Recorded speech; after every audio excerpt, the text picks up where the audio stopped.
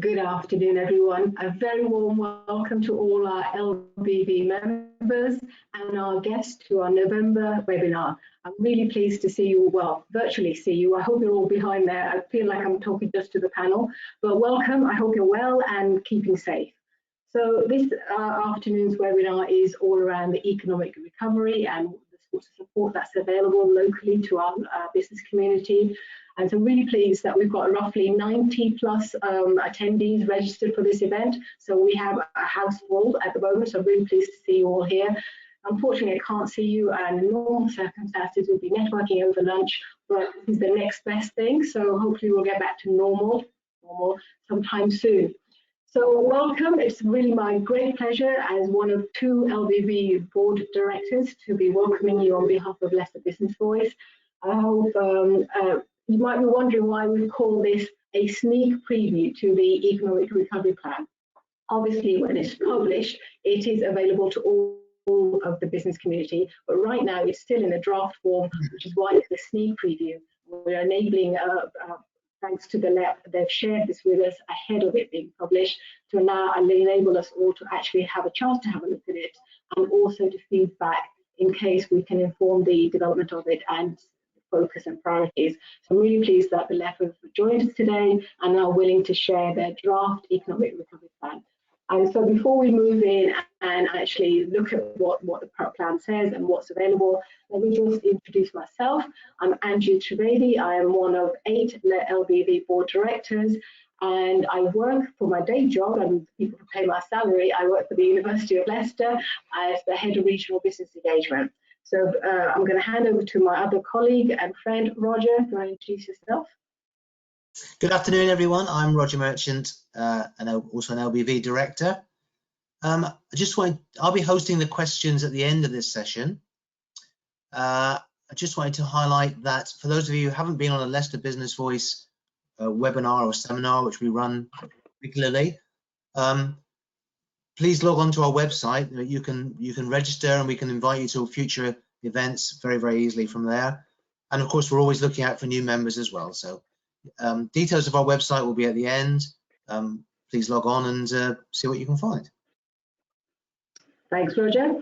And for those of you who are not familiar with GoToWebinar, if you notice on the top right-hand corner of your screen, there is a little function with a red arrow on it, well, a red box with a white arrow on it. If you click on that, you'll see that there were some functions there, and you can actually post your questions and comments for the panel later on. So do remember to post as many, we want to hear from you, we want to get your feedback. So if there's any questions in terms of clarification or comments in terms of the economic recovery plan, please do put that up there. So moving on to the agenda, as you'll see, we've done the welcome and introductions, we've done a little bit of housekeeping, and we're going to basically try and wrap up about 1 o'clock, so it gives you time for lunch straight after and before you join another event during the Leicester Business Festival. So in a few minutes' time, I'll be introducing Fiona Baker from the LLEP, which is the head of strategy, and she'll be walking us through the sneak preview of the economic recovery plan, and then we'll go to John at 12:25 roughly. As Roger said, there is a panel Q&A at the end, and so we want to hear from you, so please start posting your questions and comments, and we'll do a quick wrap up and summary of what else is available, what's going on beyond this event, and we'll hopefully close about 1 o'clock-ish. So in terms of the agenda, that's what we're looking at. Another reminder, please do post your comments. So as I said earlier, we're looking to the future. We all know the situation that we're all living through, the COVID, Brexit, etc. So the LLEP, with stakeholder engagement from across Leicester, Leicestershire, have worked together to develop an economic delivery plan and recovery plan. And it's very much to say, for the next 18 months, what does that look like? What do we need to be doing? How do we support our businesses, our community, to actually survive and become resilient and get through this awful stage that we're all in. So today's presentation is very much, the objective of the webinar is to enable our business community, the wider business community, to get an overview of what we're doing, where we're at the moment, before it's finalised at the end of the month, to highlight how the plan can aid business recovery and resilience, what the Growth Hub is doing, what the LEP has on offer and other support that's available, and I'll enable you to give feedback to the LEP as well, and obviously showcase some of the support that's available. So it's very much a opportunity for you to see what's going on. Before we move on and I introduce Fiona, can we do a poll? Obviously we're looking at economic recovery and resilience.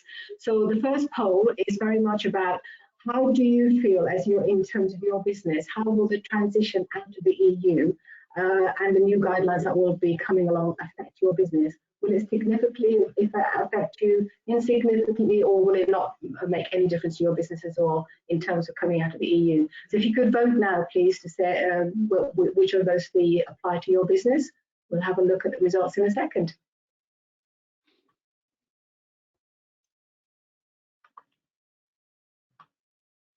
In a minute now, we'll get the results. Okay. That's interesting. So this data, the LEP's going to use this data to see what we do and how we take things forward. So I expected it to be different. I expected it to be significantly impacting our business community, but maybe that's related to the people who are listening in. So anyway, so thank you for taking part in that first poll. Moving on then. Okay. Our two presenters you can see on the screen are Fiona Baker and John Egley. First will be Fiona, who's the head of strategy, and she's very well experienced, has worked at the LEP for a number of years. Prior to her current role, she was the economic strategy manager for skills, and it'd be fair to say that her key strength and expertise is around the skills agenda. So she's been working in our region for a long period. I believe it's over 24 years, Fiona, but I might be wrong. According to your LinkedIn profile. One of the interesting facts from my point of view and the University of Leicester's point of view is she's one of our alumnus.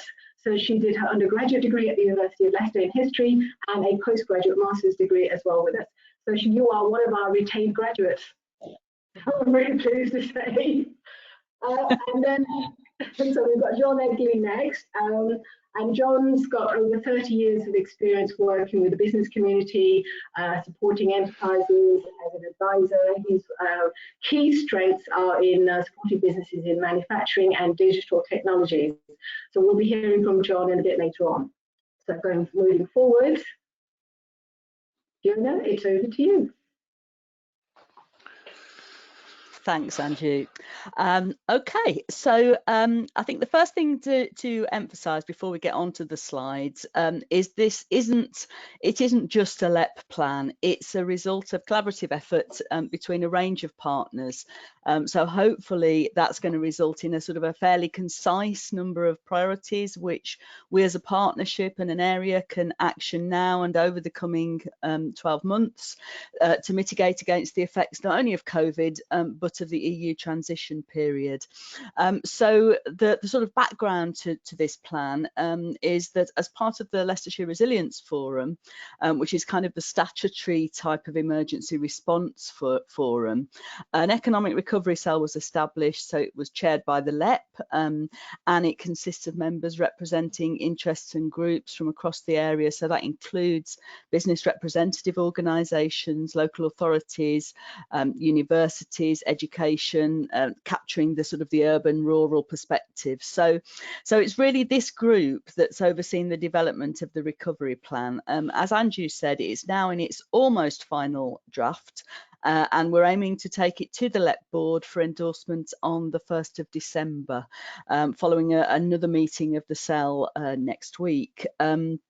I am going to apologise up front because I'm going to speak really, really fast and speedily canter through the slides. You know, if you had the time, I could talk until 5 o'clock on economic recovery plans, but I suspect that you don't have the time. So I'm really going to try and sort of rush through this and cover as much as I can. So if we can move on to the next slide. So our process can really be segmented into 3 tranches. First of all, analysis of the economic shock. It's unprecedented. It isn't the same type of shock as we may have experienced previously, because it's not one single incident. You know, there's, as we've seen, a series of aftershocks, if you like. It's not particularly predictable, and it's very hard to forecast, as was clear at the outset of the pandemic, where there were an awful lot of different variations in terms of what the shape of the impact on the economy could look like. But clearly, you know, we need to be saying, well, you know, what difference is it making? You know, where are we now against where we were, against where we hope to be? So the LLEP and partners have been producing economic data since March, and some of the key points will be captured on a later slide. But you know, the situation is so fast moving. We've had the changing announcement of the current lockdown, the Chancellor's announcement of an extension to furlough yesterday, and there's a significant data lag. You know, it's going to be some time before we can assess the true overall impact of both COVID and of EU transition. But what we can do is to report on the current situation as we understand it, where that data is available.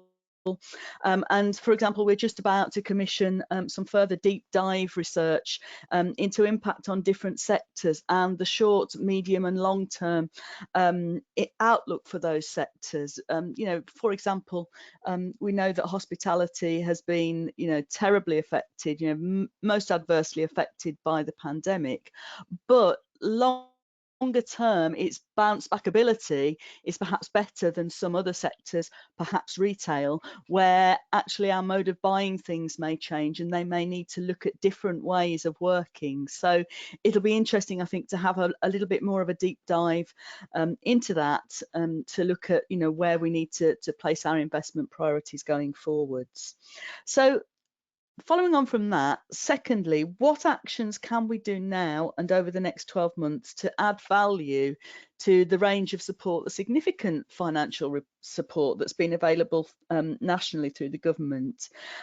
So this is a collective set of actions with local authorities, business representative organisations and others, including the universities, developing their own plans, but feeding into this overall recovery plan, so that it's really the, you know, the umbrella that's pulling all of those strands together and making sure that we have a coherent approach for those immediate actions.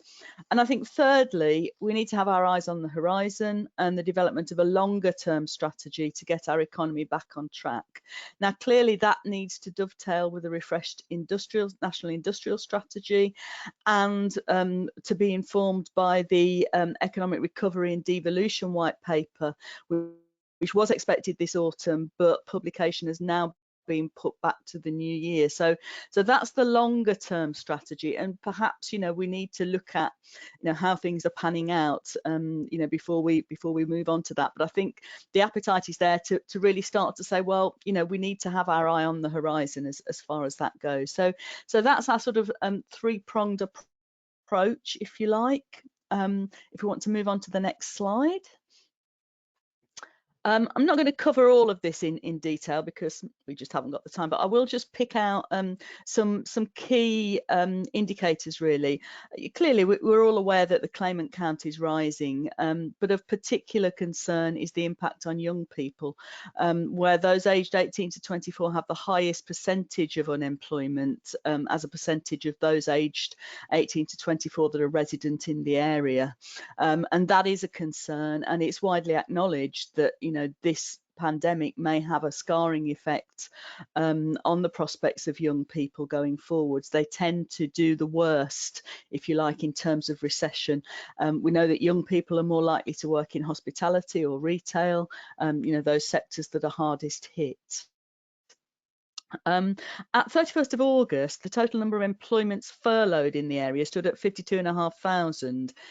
We think roughly a third of employments have been furloughed, but this is a slightly strange figure in that it's all of those who have ever been furloughed. So it may include those who've gone on furlough, come off furlough, gone back on furlough. They did produce a different set of figures last month, which just looked at those that were furloughed at that time, but they seem to have gone back to the old methodology. So still a significant proportion of employees and businesses that have accessed the furlough scheme. I'd just like to highlight the findings from the business survey. As probably many of you are aware, we conduct in partnership with City Council and the County Council a Leicester and Leicestershire business survey every 2 years. And this year it's been a little bit of a fractured, tortuous process. We delayed it from autumn last year because of concerns over Brexit. We then started it in January. It ran until the pandemic broke out. At that point, we had to halt because clearly businesses had other things on their mind. We started it again and then had to pause again because of the Leicester lockdown. And so we then had a third tranche, sort of where they picked up in sort of later May, August. So as a result of that third tranche, which is kind of the during COVID pandemic, these were the sort of the overriding business concerns from the businesses, and you can see there's quite a significant difference in terms of the level of concern around COVID and around leaving the EU, which actually does seem to match the sort of findings of our initial poll, and is quite surprising to us, given that in the East Midlands, our high percentage of manufacturing means that it's an area that is likely to be most impacted by EU exit. If we move on to the next slide. This slide is just to illustrate the fact that the LEP and partners have not been sitting on their hands waiting to write the plan, that there has been a significant amount of activity which has been undertaken from March onwards and up to now. I've spoken about the impact on young people. There's been an innovative piece of work by the Enterprise Advisor Network, who sent out 1,500 box toolkits containing all sorts of materials aimed at those at risk of becoming NEET, and we're just evaluating the success of that. As an area, we've successfully deployed 95% of our small business grant and retail and hospitality grant funding. We've accessed and allocated £20 million to 4 infrastructure projects that will contribute to COVID recovery, and the LEP Business Gateway has probably seen its busiest period ever. This slide is slightly out of date in that we are now on 114 webinars that have been delivered between April and August. I won't spend too long on Business Gateway because I know that John's going to fill you in on that shortly. So if we move on to the next slide. The recovery plan itself. So the recovery plan really is developed according to 3 principles: to use the economic data that we have to inform the plan, to focus on that business recovery and employment and skills support, but looking at those other key areas to generate longer term recovery, and to recognise in those other areas where there are opportunities to build back better and respond to emerging local and national priorities, and those sectors of the economy that have remained buoyant, in terms of our position geographically and the rise in online sales. We are very well placed in terms of the logistics sector, and that's been fairly buoyant. So the themes, so the recovery plan is divided into chapters. These are the themes of the chapters. So we've got business recovery, those sectors that have been adversely affected. The people, employment and skills, how we can prevent young people from being scarred by this situation, and to effect that transition of existing employees between contracting and expanding sectors. There is going to be movement between sectors clearly, as different sectors expand and contract, and other sectors, the low carbon sector expands, we would think. So we also have innovation, science and technology, how we can better use technology and research and development to kickstart productivity, and infrastructure. So more of a long-term approach, but there are significant links here to those green transport modes and to digital connectivity. So within each section, there are about 8 and 10 priority actions, which will be taken forward by the LLEP, by the partners, by stakeholders, as appropriate, and the document identifies the sort of key priorities under each heading, but it is expected that partners and stakeholders will contribute to the development of those more detailed underpinning plans. So for some, existing mechanisms like the Skills Advisory Panel, which looks at people, employment and skills, or the MIT REAP project group, which has been focusing on infrastructure, have already developed more detailed plans that will underpin the recovery plan. If we move on to the next slide, when we had the feedback, it was identified that there are a number of themes which we need to consider as kind of golden threads, cross-cutting strands really, that are embedded or should be embedded within all of the recovery actions, and that are seen as critical to that successful economic recovery. And in the more detailed plans, obviously consideration will be given to how they will be addressed within each priority. But if I just go through them, clearly place, we need to look at what's the impact of this on our high streets. How will our high streets change as a result of the pandemic? We need to look at green recovery. How can we accelerate our progress towards sustainable and clean growth? How can we, encourage businesses to take on board, those sort of zero carbon initiatives, and particularly digital? This is obviously become absolutely key.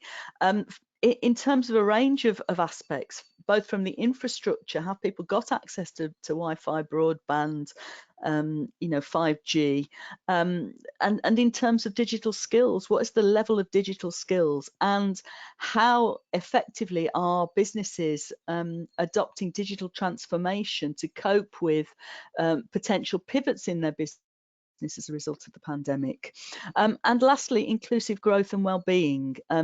Clearly, as with any recession, there is the propensity for sections of society to be left behind. And I think within this plan and within the strategy, we need to identify what we as an area are going to do to ensure that we mitigate against that. So turning on to the last slide, and probably for you the most the most interesting one. So these are a very much abridged list of the priority actions that are within the business chapter of the plan. So I've selected these clearly because it's Leicester Business Festival, and obviously bearing in mind the audience for this event, I suspect this is what you're going to be most interested in. So bear in mind this is still draft. These are not signed off actions, subject to board approval. I've abridged the actual wording. It is somewhat longer in the actual plan, but hopefully there's enough information there for you to get the gist. list, and I'll just talk through those priorities. So I think firstly, the need for ongoing advice and support for both COVID-19 and EU transition through our existing support agencies, obviously not least Business Gateway, but Business Gateway again, is a sum of the parts, if you like, that there are many agencies and organisations contributing to the support that the Business Gateway can offer to business. I won't spend long on this because John's going to tell you more about the support that's available through the Gateway. The development of a cohesive startup framework, a startup support framework, drawing together existing provision. Clearly, startups tend to do well, actually, in times of recession. Clearly, there are going to be a number of people that have been made redundant and may consider self-employment or starting up their own business. Equally, there may be a number of people who have been in business and want to pivot to a different one. So that startup support is seen as fairly important to be there. Now, we feel that there is a good range of startup support available in Leicester and Leicestershire to support the needs of different cohorts. What we think is it's perhaps not drawn together as effectively as it could be, and I think that that's the challenge for us over the next year, so that everyone can be signposted to that aspect of startup provision which will best suit their needs. Sector impact research I've already spoken about. So I think what we're looking for is to look at the full range of sectors across the LLEP area, not necessarily highlighting any sort of one sector over another, but what we want to have is a picture at the end of the day of how adversely affected those sectors have been to date, and what those short, medium and long-term prospects are, with a view to saying, well, what support, what sort of action plan do the sectors need to put in place, and how can we help with that? Fourth point is about discretionary funding. Where possible, we would like to allocate discretionary funding to extend the availability of business support grants to SMEs. Clearly, access to finance, remains an issue, notwithstanding the national levels of support available. And for some businesses in particular, they haven't been able to access other forms of financial support. So this may be an opportunity to address that.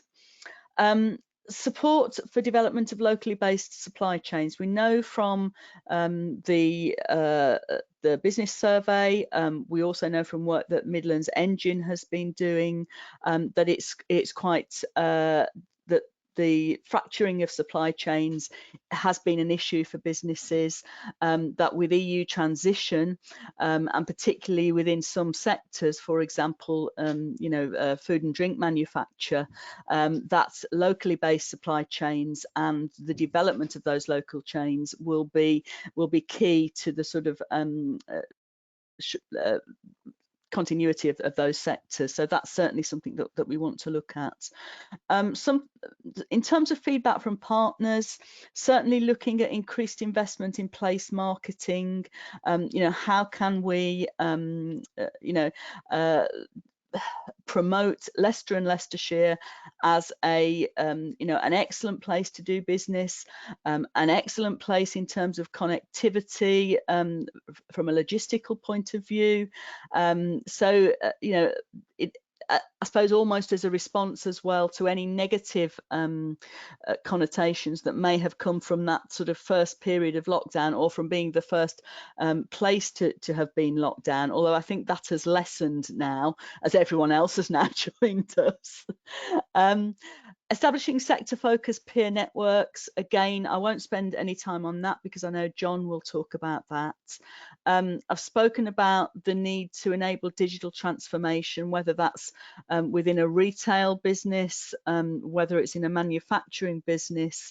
How can we enable that digital transformation and also ensure that employees have the digital skills to be able to put that into practice?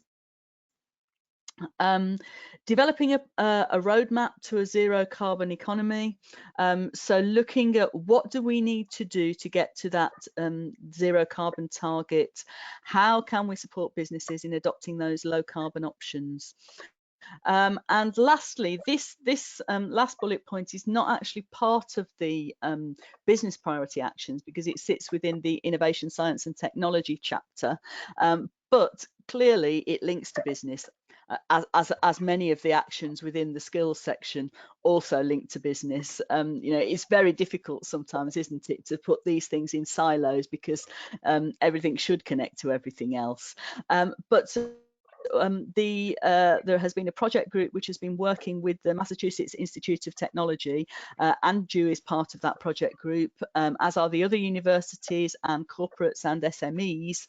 And what they have been looking at is how can we accelerate the transfer of knowledge between those sort of beacon high technology sectors and the sort of the lifeblood manufacturing economic base, which is not to say that we are excluding other sectors because we are not, but it's about how can we get some quick wins in terms of that technology transfer, which will then increase productivity and put us in a better place for economic recovery. I'm going to stop there, and I know I've spoken really, really fast, but that's 22 minutes. Thank you so much, Fiona. It's really interesting, and you did really well getting all those points in because I know the plan is really extensive and half an hour is just not enough time for you. So thank you so much. Any questions for Fiona or comments, please post them in the chat function.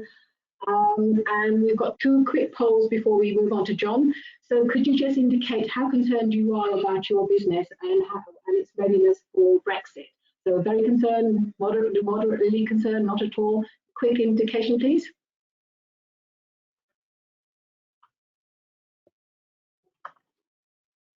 The results in a second.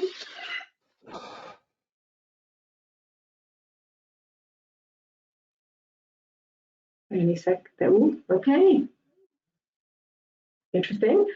And so next poll.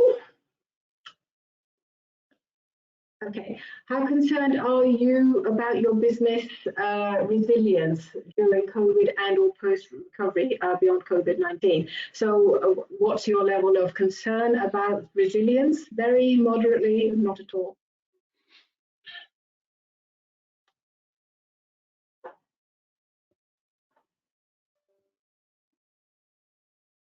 That was my boiler, if you could hear it. Okay. Okay, moderately. But if you add the top two together, that's quite concerned, so not surprisingly. Okay, conscious of time, if we move on to John's presentation. I've already done the introduction, so over to you, John. Thank you, Andrew. Good afternoon, everyone. Just to introduce myself, so John Egley, Growth Hub Manager for the Leicester and Leicestershire Business Gateway Growth Hub. So just to, I suppose, kind of explain what is a growth hub and what is its role, its purpose, and it is that its role is to be that central point of support, business support within a given area. There are actually 38 growth hubs across England, and Leicester and Leicestershire is one of those. We sit very much within the LEP, so work very closely with Fiona and the wider LEP team. And my role really is about what can we do to provide effective support to businesses. So could we just move on, please? Now, I think it's fair to say as well is that the business support landscape has just seen a dramatic evolvement, shall we say, in terms of where we were perhaps this time last year, and that's primarily as a result of COVID-19, but also the impending EU transition as well. We've also seen things like the floods. In fact, it was a great year to start as a growth hub manager. So it's been an interesting year so far. So can we just move on, please? So just to explain, at the very start, the very core of a growth hub is the team itself. It's a relatively small team that sits within the LEP. It's made up of the marketing group. Next, please. The events side of things, we have an extensive events program, and Fiona touched on that earlier, and a team of highly experienced business advisors. So that's the kind of core network of what we actually deliver. But what I'm going to go on to now is some of the ways in which we are supporting businesses. Some of these are actually in place now, and others are very much coming online, and we expect everything that we're talking about on this slide today to be in place and be delivered by the end of this financial year, or by the end of this year, or into early next year. So we've mentioned grant funding. This is clearly the aim of this presentation really is to talk about we've got a number of things to consider. We've got almost survival, we've got recovery, but we've also got business growth to consider in terms of what we actually deliver as a growth hub. And the grants for business growth are still very much there, and I have to say that they are still very much in demand. To explain what I mean by that, this is an opportunity for businesses who are investing to provide some or to obtain some funding that will help them realise their investments. This particular one will provide 35% funding towards capital expenditure and so on, and that's something that's delivered as a core service within the Growth Hub. It's actually under the control of the business advisors, so it's for those businesses that are interested in that. We would urge you to get in touch so we can allocate a business advisor to talk about your particular wants and needs. Next, please. Fiona mentioned the small business grants, or they're sometimes called Kickstarter grants. This is European funding essentially, and what we were asked is, could you use as an area, could you use some additional funding to support businesses from a financial perspective? The answer being obviously a resounding yes. How much can we have? And we were allocated a pot of monies. The interesting thing about this one was that it was 100% grant funded. So it meant that businesses could apply, and we prioritised our responses, shall we say, around those sectors again that had been most adversely affected by this. And that was very much around that survival side of things to help businesses through this period of time. Fiona mentioned 95% of that has been committed. We expect by the end of November we'll have a clearer picture if there is anything left in that pot of money. If there isn't, obviously we will be making sure that everybody is aware of that. Next, please.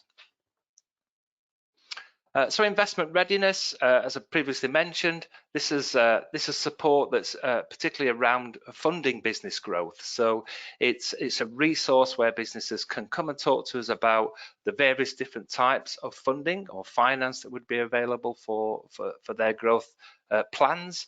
It also leads into things like about how they can prepare themselves to apply for investment funding, for finance, and it covers things such as like business angels and crowdfunding.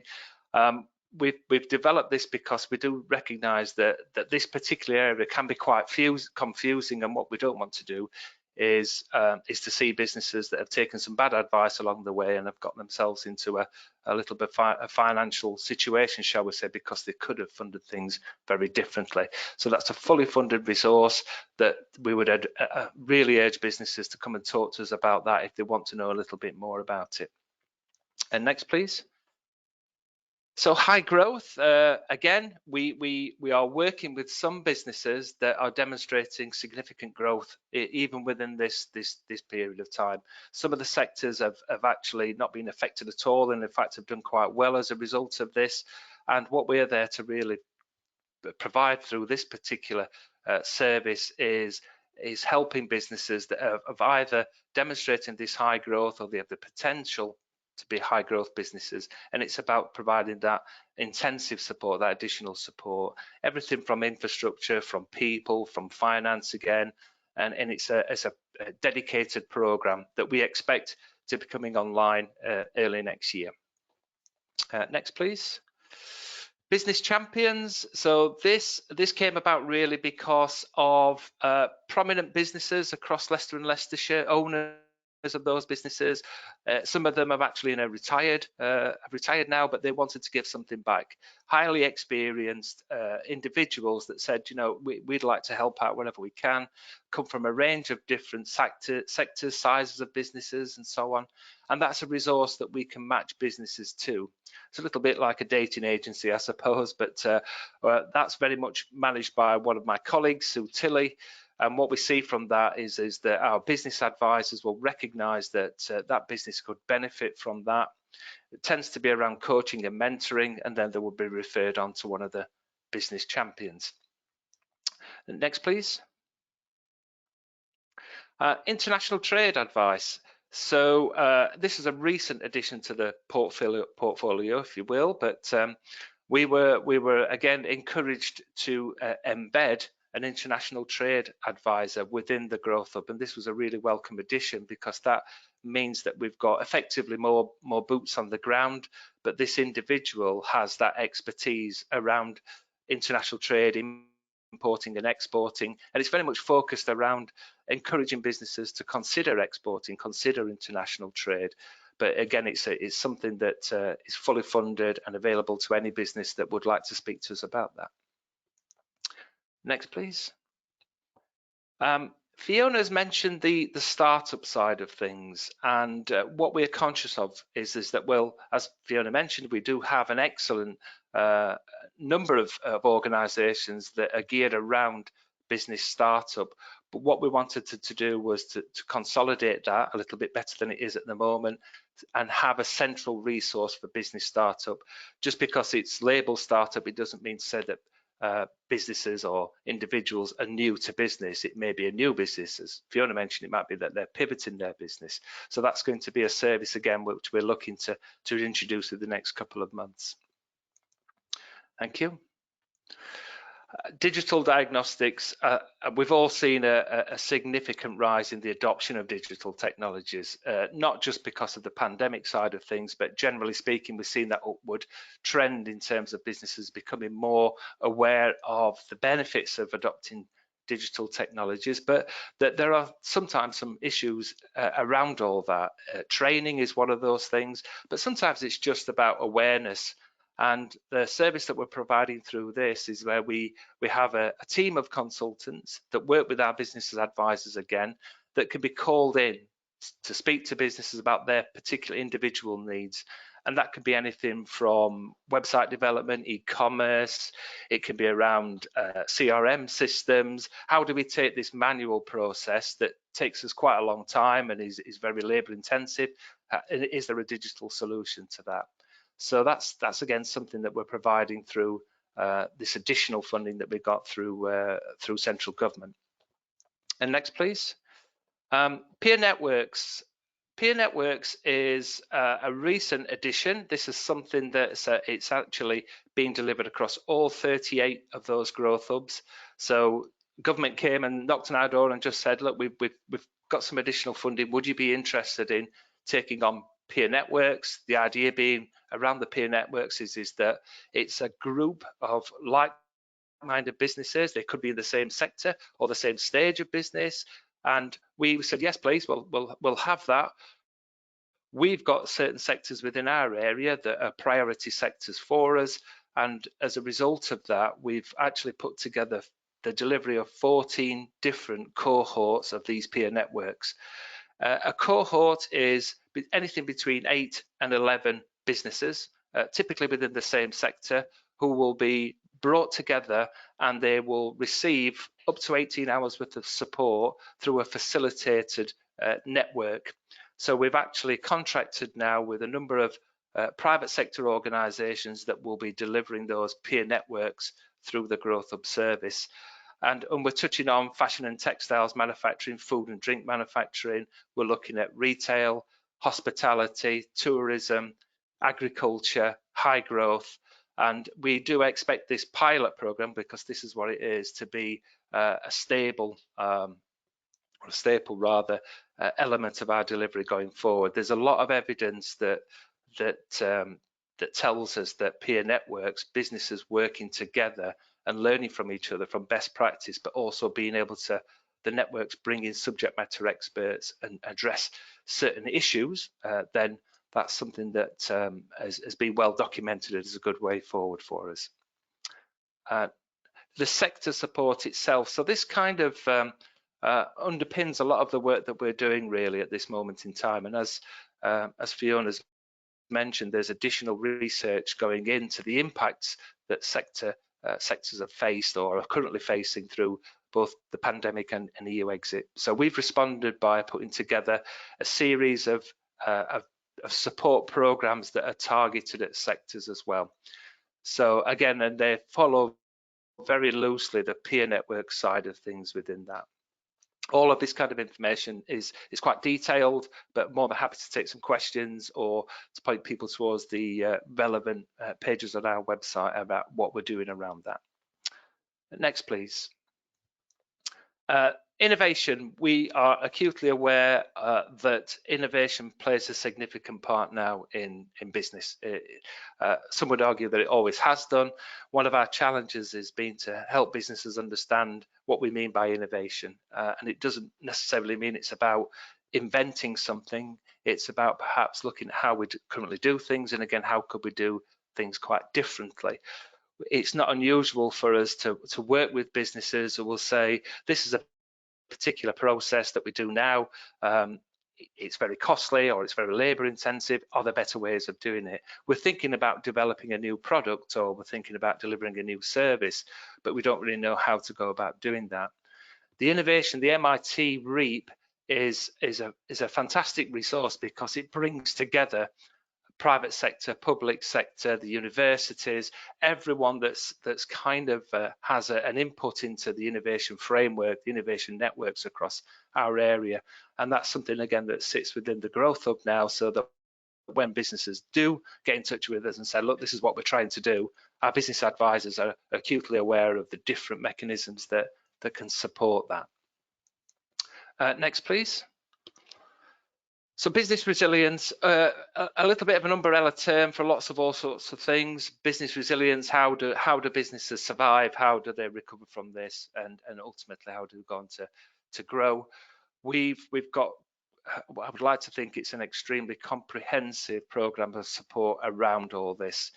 So it covers everything from how businesses could perhaps pivot, how can they change the way in which they're doing things, how can they access as much support that's out there already, not just from within the Growth Hub, but from the region, from a national perspective. So we have subject matter experts that sit there within this particular business resilience cell, and that they're very much charged with working with businesses. We've actually pooled our resources with our colleagues at Greater Lincolnshire and in Derbyshire, Nottinghamshire. So what we've basically done is pooled our funding together to develop quite a comprehensive support program based around business resilience. EU exit is one of those things at the moment where we are not, if I'm perfectly honest, is seeing a massive demand for support around all that, but I do feel it is a little bit of a ticking time bomb, and that as we get through these next few months and move into perhaps next year, then some of that realization about what businesses are going to have to do to change doesn't obviously just affect businesses from an import-export perspective. It's about everything from staff, it's about if we employ EU citizens, it's about legislation, it's about GDPR, it's about websites, it's incredibly complex, shall we say, at the moment. But I just wanted viewers here today to just recognise that we have got that covered. And if you have any concerns at all around all that, then it's a combination of support through webinars, or it's through one-to-one support where we can talk. You can talk with these subject matter experts about your particular circumstances, because we do recognise it can be quite complex, particularly around things like supply chains. So next slide, please. Okay. But as I mentioned, the previous slide was all about the direct support that the Growth Hub can provide. The indirect support is huge as well, it's massive. So we're very, very privileged to have and lucky to have a number of other support resources within our area. So we are very much charged with doing that initial diagnostic, that triage of that business's support needs, and then it can be taken up by, it could be that our business advisors get involved right from the very outset, or they could just be a clear need to refer on or signpost those inquiries to one of our delivery partners. And I would have to say that this slide here, it looks a little busy. It would be much busier if we put everybody in there, but it's just hopefully demonstrates some of the additional support that businesses can access. And one of the things our business advisors are very much up to speed with is what are these organisations and what can they do. So as part of their remit really would be to provide businesses with an action plan.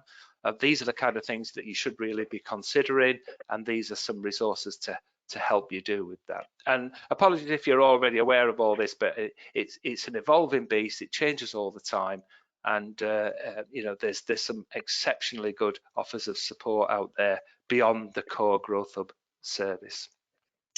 Thank you. And I kind of briefly mentioned the webinar program. I saw a statistic that kind of this time last year we were averaging somewhere in the region of 4 to 5 webinars per month. We're currently averaging something around 20 webinars per month, partly because, you know, what we used to do is very much have physical events, workshops. Obviously, can't really do that effectively at the moment. So the emphasis has gone over to more of a virtual online delivery, and we try to have a very healthy balance of webinars that are reflective again of the different needs that businesses want from us in terms of support. It's very reactive as well, I say, and we try to be proactive. So we look to see what's coming around the corner and make sure that we have engaging and informative webinars that, again, very much geared towards helping businesses either survive, recover, or grow. Thank you. And just in case if you haven't got any of this information already, and obviously we'll be sharing that information, this is the best way to get in touch with us. So thank you. Right, fantastic. Thank you so much for that, John. That's really interesting. I learned some stuff and I thought I knew it all. I always think I know it all, but anyway. Final poll of this afternoon's session. Please could you indicate, I think you can select as many as you want from this list. Which of these things would help your business to become more resilient? So obviously we've had to truncate all of the messages, so the selection is much wider than it is. To help with business resilience, COVID, Brexit, those sorts of things. You know, what sort of support might be useful to you? Help with the relations with getting out of the EU. Anything to do with innovation, recovery, cost reduction, sustainability, products and services development that John was talking about. Anything to do with skills and recruitment of people, doing more with technology. So we put 2 or 3 things together in that. This is very much leadership training and anything that you think might help your business. Or the things that John talked about in terms of peer-to-peer support or a business champion, would getting involved with a workshop or a group of people help your business. So please select as many of those that will help your business to become more resilient, and then we'll get the responses in a moment.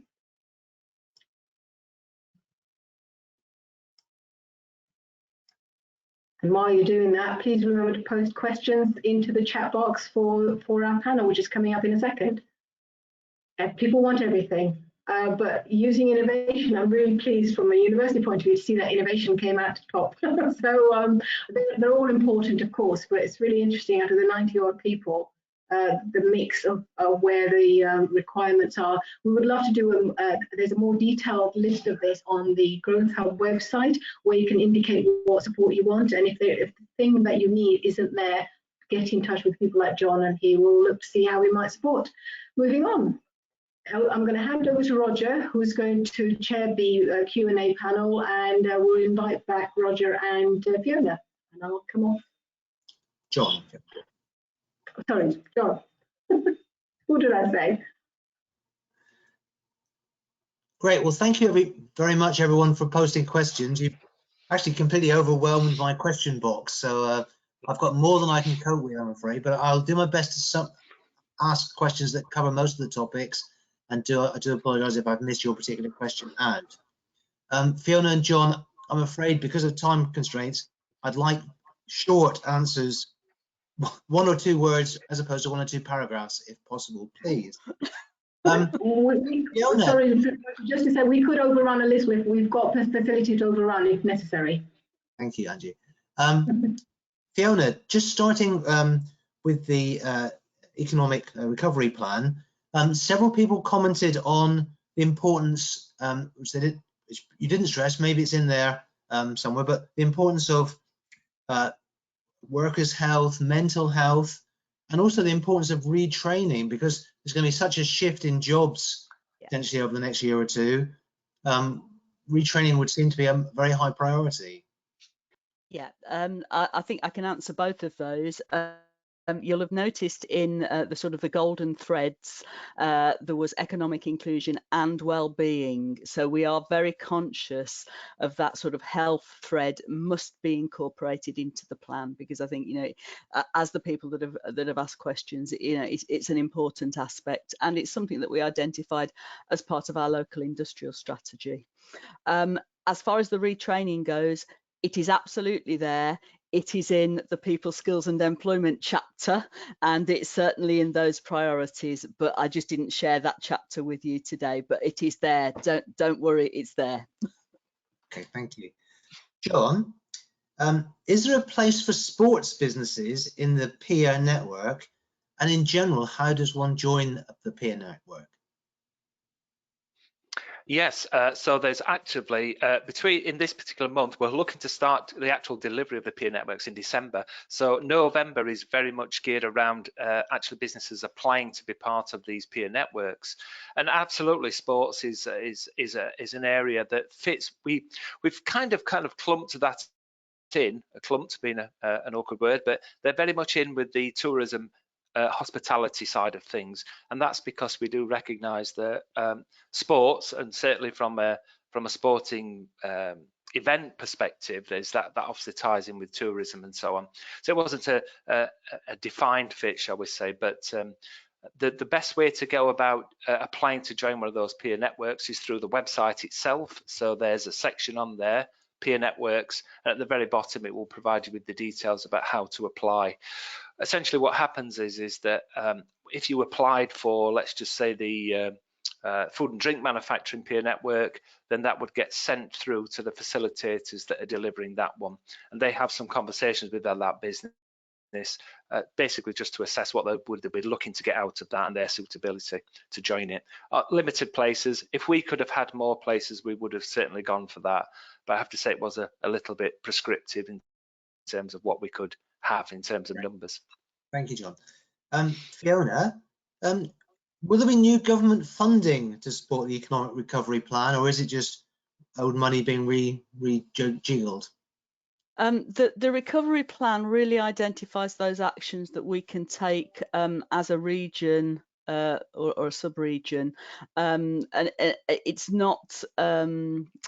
It isn't tied to government funding. You know, clearly there are aspects of government funding that come into play. You know, for example, the Getting Building Fund, obviously we're utilising that. Likewise, within the sort of the people and skills section, you know, we're looking at how we can enhance existing government offers through utilising any local funding that becomes available. But no, it's not tied to government funding in the same way that we would expect that the economic recovery strategy, that more long-term document, will be. Okay, thank you. John, your first or main slide had at the top MIT REAP. Someone asked, what does that stand for? It's the Massachusetts Institute of Technology. So it's a program, it's actually a global program that was developed within the institute itself.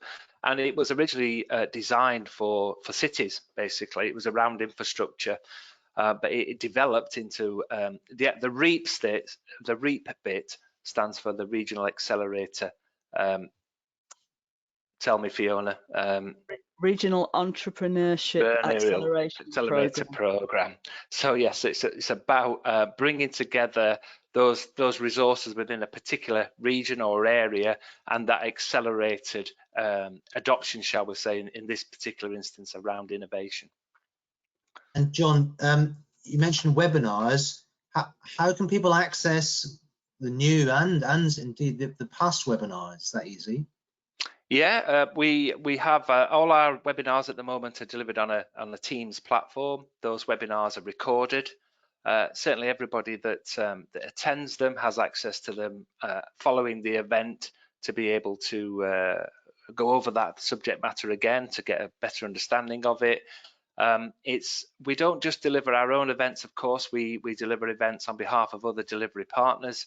So it's on the website, you'll see that there's the ability to be able to drill down into particular subject areas, so that we can obviously help businesses find the right kind of thing as quickly as they can, really. So yeah, the webinar program is something which we would actually encourage anybody to get in touch with us and say, you know, we've looked at what you're doing at the moment, noticed that you're not doing anything around that.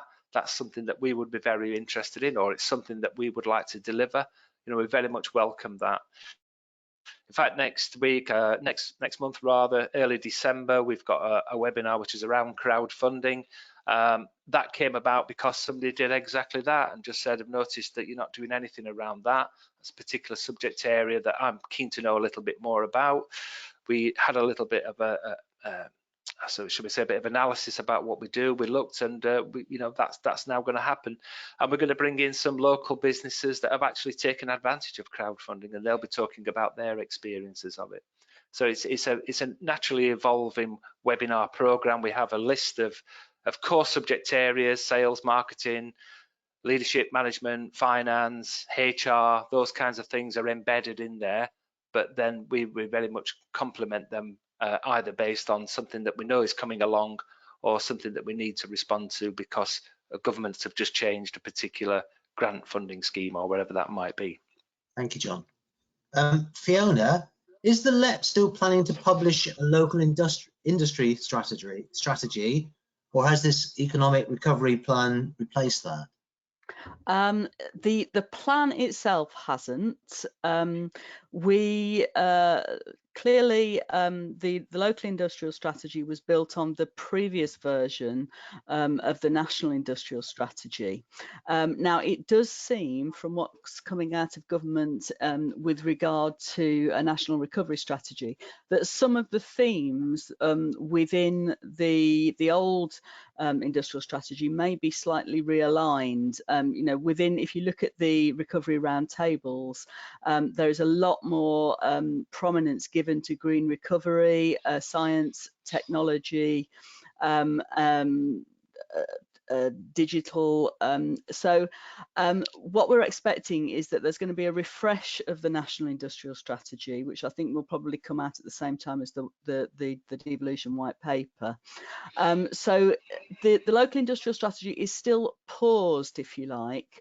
We think that there was a lot of good work undertaken in terms of the local industrial strategy, and it was a long-term document. It was to take us up to 2030.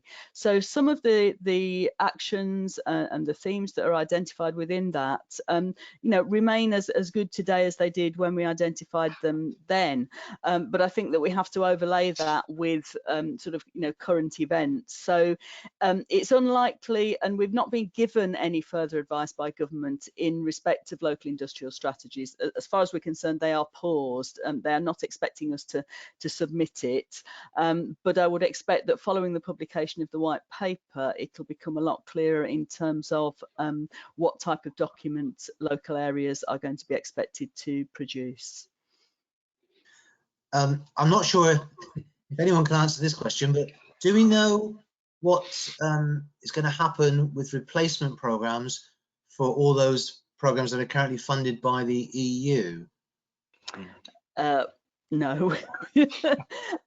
Well, the latest, our understanding was that the the remit of the UK Shared Prosperity Fund was going to be tied quite closely to the comprehensive spending review. However, as that has now been reduced to a year rather than the 3 years that was expected, we don't really know whether UK SPF will be part and parcel of the CSR when it's announced on the 25th of November. So I think it's sort of watch this space, really. Okay. So just finally, I'm going to ask about the LSE. Apparently have recently published a paper which concluded that Brexit, or a no-deal Brexit, will be much worse for the economy even than all the COVID problems. Does that tie in with anything that we've found locally, and do we have any data? We are just starting to look at that data in conjunction with the it's a very long title, multi-agency intelligence cell, which draws together other data. Interestingly, I have just been in a meeting with the Midlands Engine Observatory, and the Midlands Engine Observatory, on a sort of a more pan-regional level, is doing a lot of work around the impact of Brexit on the Midlands Engine area as a whole. So I think I would direct anyone sort of looking at that sort of data to there in the first instance, but clearly we will also be looking at more localized data as a result of that.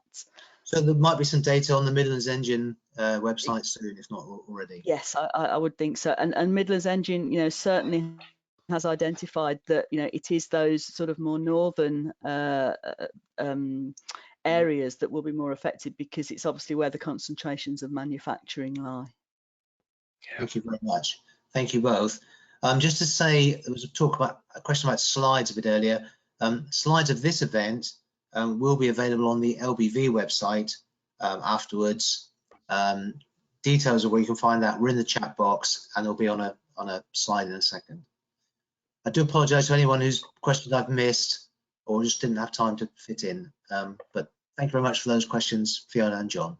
And you. Thank you. There is one question from Peter right at the beginning, so I think we ought to pick that one up briefly. He's talking about, yeah? Do you want to pick it up, Roger, or shall I? Can you pick that up?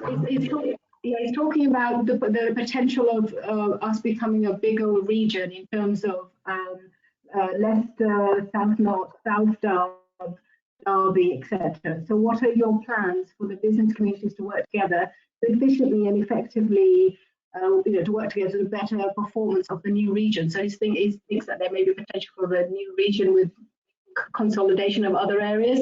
So what are there any plans for that? Or is that not true? There's no plan for consolidation. I've certainly not heard that, Andrew. So that's not to say that that's not being talked about, but it's certainly not something that's reached my ears. Okay. Thank you. Right, thanks, Roger, and thank you both. Traditionally, we would clap and all the audience would join in. So we're going to do a virtual. I'm going to do a virtual clap. Thank you both very much. That was really interesting. We're slightly overrun, but we did allow an hour and a half for this session if we needed it. Thank you, Roger. That was really interesting. I'm just going to spend a few minutes to do a wrap up, and then we'll call it quits. So you saw that John highlighted some of the support that's available with all the logos on his slides.